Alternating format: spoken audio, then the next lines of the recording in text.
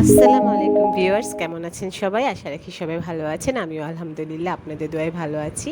আজকে আপনাদের সামনে একটা রেসিপি নিয়ে হাজির হলাম। বলা যায় একটা ফাঁকিবাজি রেসিপি, বার্গারের রেসিপি। বার্গার তো আসলে কম বেশি সবাই বানাতে পারেন। তাছাড়া রেস্টুরেন্টেও মজার মজার বার্গার পাওয়া যায়। তারপরেও আমি খুব অল্প সময়ে এবং খুব কম খরচে কিভাবে কম পরিশ্রমে বার্গার বানানো যায় সেটাই খালি চিন্তা করে আপনাদের সাথে রেসিপিটা শেয়ার করলাম। আশা রাখি আপনাদের ভালো লাগবে। প্রথমে আমি তেলে একটু পেঁয়াজ কুচি দিলাম, একটু নাড়াচাড়া করার পরে এতে সবজি দিয়ে দিলাম, গাজর আর ক্যাপসিকাম। আপনারা চাইলে এতে শসাও দিতে পারেন ইচ্ছা মতো, তবে গাজর ক্যাপসিকাম শসা এই তিনটা ভেজিটেবলই এখানে যাবে। অন্য কোনো সবজি মনে হয় দিলে ভালো লাগবে না আসলে।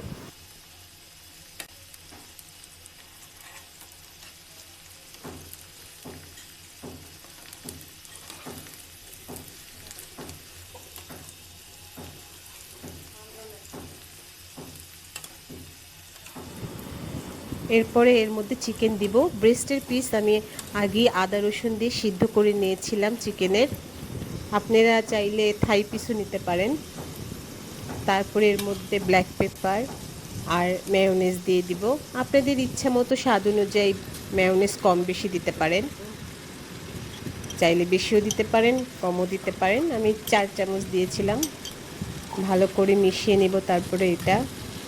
তারপরে আমি এর মধ্যে স্বাদ অনুযায়ী টমেটো সসও দিয়ে নেব। 2 চা চামচ টমেটো সস দিয়েছি আমি। তারপরে আপনারা টেস্ট করে আপনাদের মতো বাড়িয়ে কমিয়ে নিতে পারবেন। বাস হয়ে গেল আমার বার্গারের ভিতরে দেওয়ার জন্য পুরটা। এরপর আমি বার্গারের বনটা কেটে মাঝখান দিয়ে কেটে নিয়েছি সুন্দর করে।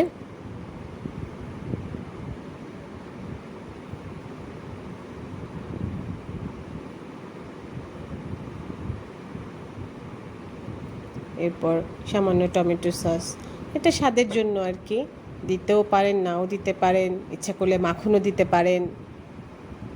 একটু সামান্য টমেটো সস আমি মাখিয়ে নিয়েছি। নেওয়ার পরে ভিতরে যে পুরটা তৈরি করেছিলাম সেই পুরটা চিকেনের দিয়ে দিলাম। ব্যাস তৈরি হয়ে গেল আমার চিকেন ভেজিটেবল বার্গার। এটাকে আমি আবার পরে ফ্রাই প্যানে সামান্য মাখন দিয়ে এটাকে হালকা ছেঁকে নিয়েছি।